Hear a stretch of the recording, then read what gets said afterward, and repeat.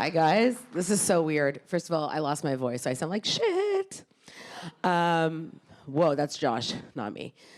This is my presentation title, Authentic. I'm authentic and I have boobs. And my whole life is boobs because I live in the world of moms. Any moms in the audience? Yeah. Any parents? Any parent? Awesome. Moms and dads, thanks for coming up. Babysitters. So I have 5 minutes. A little bit about me. These are my handles. I run a very popular mom podcast called Moms That Say Fuck, hosted by yours truly, Alana Kayfetz and Dr. Dina Kulik. It's fucking awesome. And this is my little bio here, the Millennial Mom Movement. We're fun-loving, life-living ladies reinventing motherhood, giving moms a great motherfucking day. I also used to work here, which is weird. I was the director of TechTO for 2 years, so that's why I've been to hundreds of these things. Let's give it up for TechTO, guys. They are the best. So I am 6 months pregnant right now, if you can't see my big belly. And that was my birth announcement, was TikTok. Baby, come on. You know the ones, oh, come on, and you turn around and you see the belly? That was me. I've been on TikTok for a long time. I just had a video I posted of doing really cool shit, shopping from minivans. And my TikTok crossed 72,000 views, so proud of that. That's my podcast. And what I'm really famous for is the events I do for moms. We bring together moms all across the city, also now in New York, Manitoba, Hamilton. We're taking over the world with mommy parties. I also do this big thing called Mom Fest. That's me on the stage there. I have a uniform. It sort of looks like this. I sort of talk to people like you, so I'm okay up here. I'm going to go fast. We're going to talk about influencer marketing a bit. I'm not an influencer, guys. Okay, so somebody gave me this shirt to wear. I'm wearing 2 bracelets that I didn't pay for. The necklace was brought to you by somebody else. I literally get paid in diapers. But that being said, I'm not an influencer. I just have influence. It's a weird thing. I didn't try to do this. It just happened. How many of you are in the influencing game? I'm just curious, whatever that means to you. Influencers, creators in the room.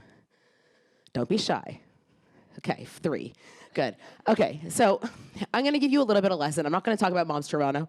I'm not going to even talk about social media. What I'm going to talk about is your fight song. When you are a marketer, think about what is your company's fight song? What do you want to be known for? If Instagram died tomorrow, let's say, which it has a few times, right? All these hilarious shit that happens where the Instagrammers are like, oh my God, what happened? Instagram died, right? If it died tomorrow, what would you be known for? Ask yourself, put yourself in the shoes of your ideal customer. Think, what do they crave? What's keeping them up at night? Right now, I crave TikTok. I'm not gonna lie, it's my porn. I watch it every night before bed. All those stupid songs are in my head. I'm like, you know, the one about doing a 180. That's like, I do a 180 all day. That's what I do. So, you know, what do they crave? Right now, I'm trying to actually learn TikTok, which sounds ridiculous.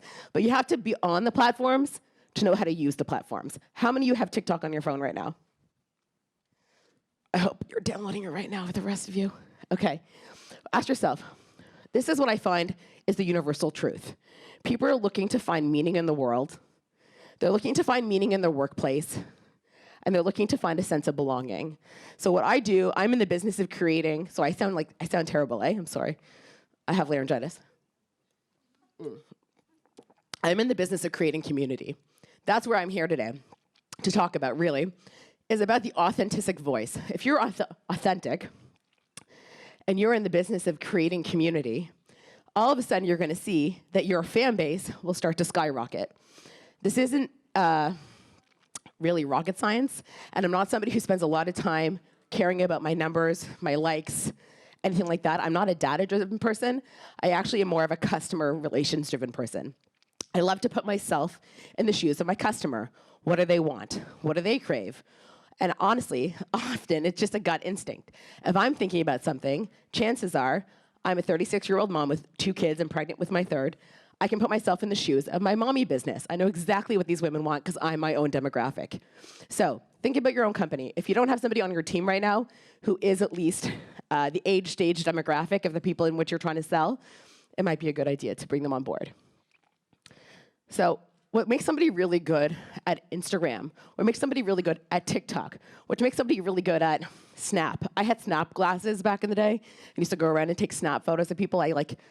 Someone bought it for me in New York. So I've just sort of lived and breathed these things, and this is what I've learned. This is not scientific. It's totally based on my own experience, is that as somebody who's really good at this stuff, they show up, okay? They show up regularly. They show up with consistent messaging, and they show up with purpose. So I want you to think about yourself. If you want to put yourself in the shoes of somebody who wants to have influence, how many of you are interested in becoming maybe a personal brand or an influencer? Who's learning? Who's here to study a bit? Okay, that's good. So this is my big takeaway for you. I want you to think about every moment of your day.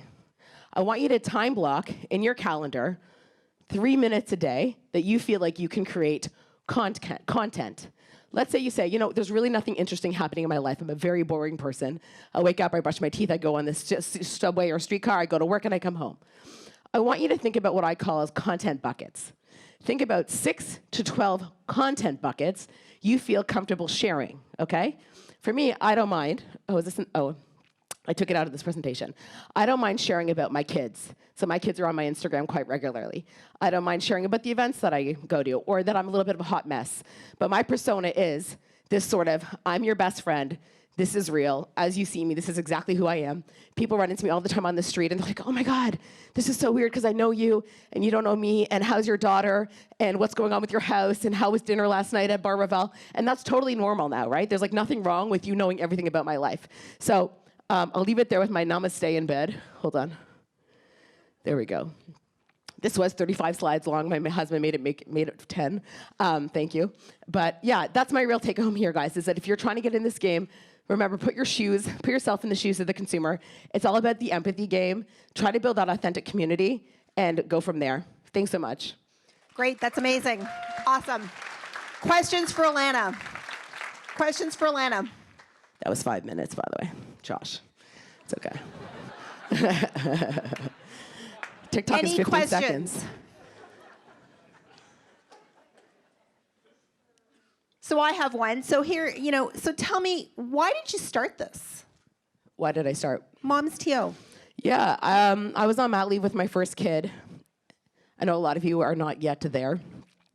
But it sort of hits you like a Mack truck, becoming a parent, for the good and the bad and the ugly. And I just couldn't find my tribe a bit, so I decided to create it. I'm in the business of creating community. It's just what I do. That's why I worked here. That's why I love this job when I worked for TechTO. Yeah, and you were awesome at it. And now that's what I do now just for moms. That's it. And tell me, you talked a little bit about how brands kind of work with you, but we have a lot of people in the audience that are working at agencies, influencing agencies, advertising agencies, and others. How do they interface? And talk to me about, kind of authentic content creation if a brand is paying you to, because there's that thing, if you're going to pay me, I'm going to say it's great. Yeah. Like, it's if funny you pay me, I will say it's great. But if I pay you're different. It's funny. The guy from #GetPaid, you guys sent me something today, and I was like, what? That's not for me. That's for some other brand. So yeah, you have to be really careful, actually, about who you talk about and what you talk about. I've actually come from a place now where I can say no to stuff, which is really awesome. And I don't say yes to everyone who's interested in me. I only work with brands that I really believe in and I can get behind that makes sense. Look, sometimes I'll work with an antihistamine company. Okay, it's not the sexiest thing ever, like allergies and pollen, but we can sell it and make it look cool. And one of the differences from me and most influencer marketers is we are based on experiential marketing. So our moms show up with their feet. It's very analog, sort of like this. And we have brand activations happening there. And basically, the social is like the tail of it. It's not necessarily the meat and potatoes. Okay, well, that's amazing. Yeah. Thank you so much guys. for coming. Thanks for coming to TechTO. Yeah, awesome.